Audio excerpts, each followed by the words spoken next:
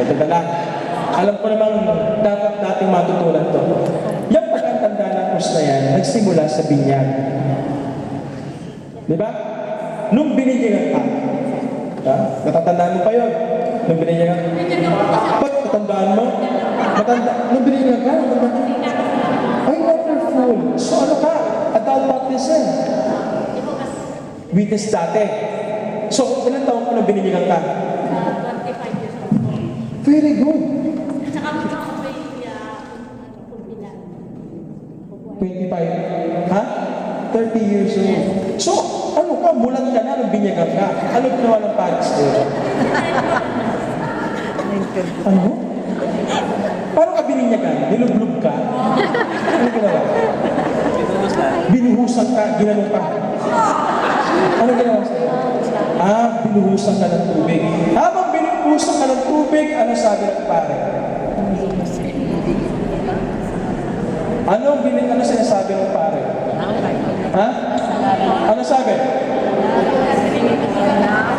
Binibigyan kita sa ngalan ng Ama, ng Anak, at ng tatlong beses kayong binubuhusan eh. Ngayon kung noong early church ang ginagawa, nilulublubho talaga. No? May mga, ewan ko sa Itana kung meron noon, nakita ko sa Ephesus, sa Turkey, nung Mayo, nandun ako. Meron silang parang swimming pool sa baptista rin nila. Oo, tapos ang yun po yung matandang sinaon ng binyagan. Parang pool, bababa ka, aakyat ka. Courting cross. Ang ginagawa ng pari doon, nilulublog.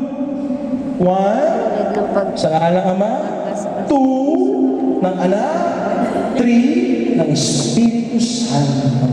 Diba? So, sa Tagalog kasi, sa ngalan ng Ama, ang maganda sa Griego baptizo, ton onomati. Kay Patros, kay Tuwiyos, kay Numatos Hagiyos. Hindi yung binibinyagan kita, kundi ipinapasok kita sa buhay ng Diyos. Sabi ng English, I baptize you into the name. Action mo yun Action verb. No? I baptize you into. To baptize is to initiate, to bring inside the life of the Father and of the Son and of the Spirit. So yung pagkatanda mo ng krus ay pagsasariwa mo sa nangyaring binyag na ako'y nakapasok sa buhay ng Ama, ng Anak at ng Espiritu Santo. Kaya ako ay bahagi niya na. I am part of God. I belong to Him. Merong may-ari sa akin. Sa madaling salita, pagka nag-aantanda ka ng krus, pinakikita mo sa mga tao at sa mga hindi mo nakikita na nakakakita sa'yo. Sino yun? Sino yun? Sa mga nakakakita sa'yo pero hindi mo nakikita. Hala. May nakakakita sa iyo na hindi mo nakikita. Pag nag-antanda ka ng krus, sinasabi mo doon, meron ang may-ari sa akin. Someone owns me. I belong to Him. So, off limits. Dietato entrare. Off limits. Hindi ka po pwedeng pumasok na. Sino yun? Kilala nyo na. Huwag yung bakitin ang pangalan. Pamimihasa. Yung nakakakita sa iyo na hindi mo nakikita pero gusto ka nang makuha. Huwag mo nga sabihin. Sinabi mo pa. Kinikwento ko kahapon sa KSN. Ano? Sabi ko SKM. Merong yung demonyo si kilala mo na, pumasok sa simbahan, tinakot yung mga tao, nagpanggap na tao, pero nakakatakot. No? Yung mga tao nagtakbuhan, maliban sa isang lalaki, middle-aged man, tinakot siya ni Satanas, ayaw siya matakot. Sabi niya, hindi ka natatakot sa akin. Sabi niya, hindi. Hindi ka natatakot sa akin, nagtakbuhan ng mga tao, nung makita ko, ikaw hindi. Hindi. Bakit hindi ka takot sa akin? Sabi ng lalaki, kasal ako sa kapatid mo ng 25 taon na tumatatakot sa'yo.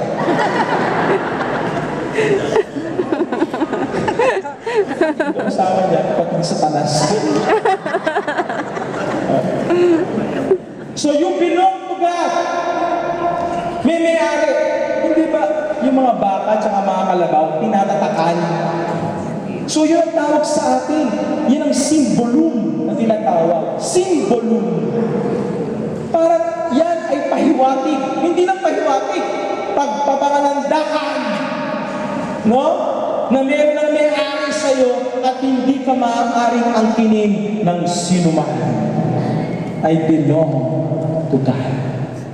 Holiness is belonging to God.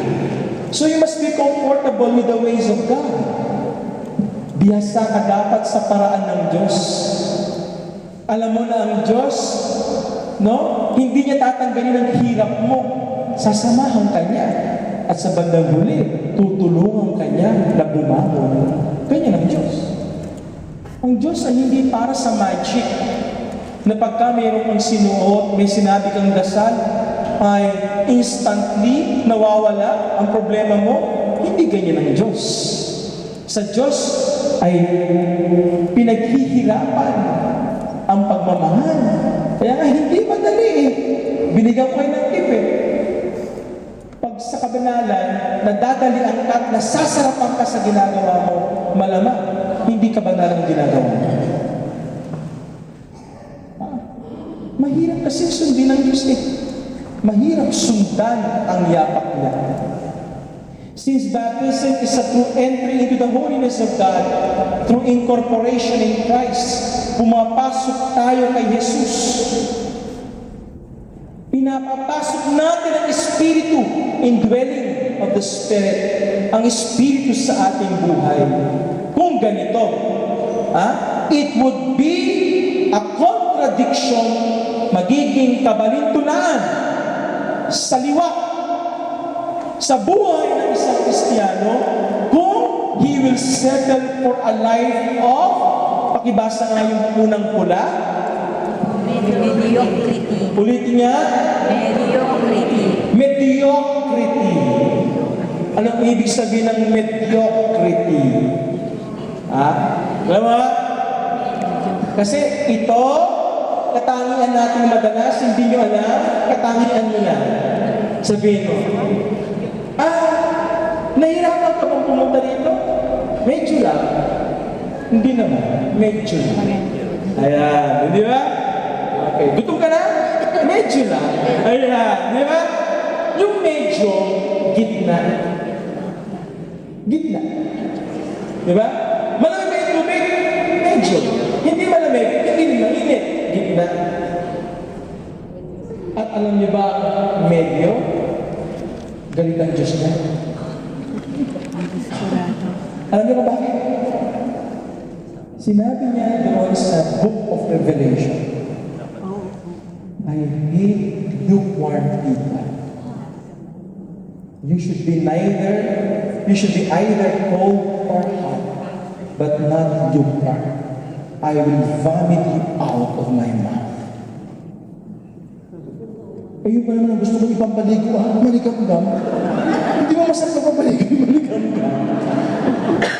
Pero hanggang pampapaligo lang mo yan. Ayaw ng Diyos ng maligam-gam. Yung mediocrity. Yung bang pwedeng oo, pwedeng hindi. Hindi naman po akong mabait, hindi naman ako masama. Ano ka? Di ba? Kayo nagsabi, alanganin. Diba? Yung medyo, do not strive for mediocrity. Dapat may posisyon ka. Hindi pa pwedeng nakahalukip-kip. Wala akong pakialam. Wala akong alam dyan. So hindi ka naman tangan-tanga, pero hindi ka marunong. Dapat meron kang tinatayuan. May tinitindigan kang prinsipyo. Hindi ka po pwedeng mapatangay lang sa gusto ng iba. Hindi pa pwedeng magdikta sa iyo ng kanilang gusto ang ibang tao. Hindi rin naman po pwedeng wala kang posisyon. Bahala na. No? Dalawang extremes na dapat po nating iiwasan sa buhay. Yung medyo-medyo, mediocrity ang tawag doon. O minimalist ethic. Yung pwede na yan, pagpuprahin na lang natin.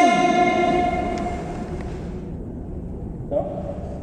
Yung kahit sa buhay, yung minimalist ethic. Mga estudyante dito. Ako professor. Ayaw tinatanong ko ng estudyante, pagka nagbibigay ako ng mga homework, ng mga research paper, Father, ilang pages? Kasi pag sinabi mo 10 pages, 10 pages lang sasabit eh.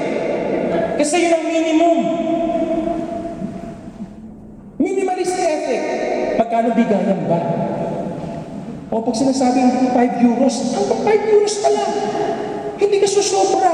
Kasi yun ang tinakdang minimum. Hello, may maximum din. Baka makakalimutan nyo, may maximum din. Magkano ba ang bigayan? Yun lang ibibigay mo.